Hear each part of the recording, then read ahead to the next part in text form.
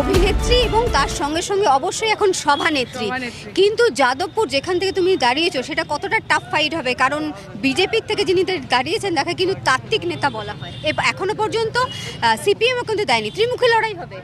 দেখো, তাত্ত্বিক নেতা এটা নিয়ে আমার মনে হয় যে মমতা বন্দ্যোপাধ্যায় না তৃণমূল দলটা করেছেন যাতে গ্রাসরুট থেকে মানুষ উঠে আছে, যারা গ্রাসরুটের মানুষের প্রবলেম বোঝে।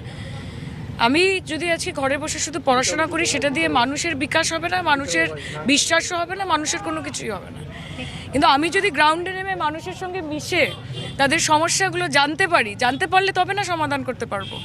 তা আমাকে মমতা বন্দ্যোপাধ্যায় বিগত 3 বছর ধরে মাটির মানুষ এবং মাটির নেত্রী তৈরি করেছেন। আমি যেরকমভাবে স্বচ্ছন্দে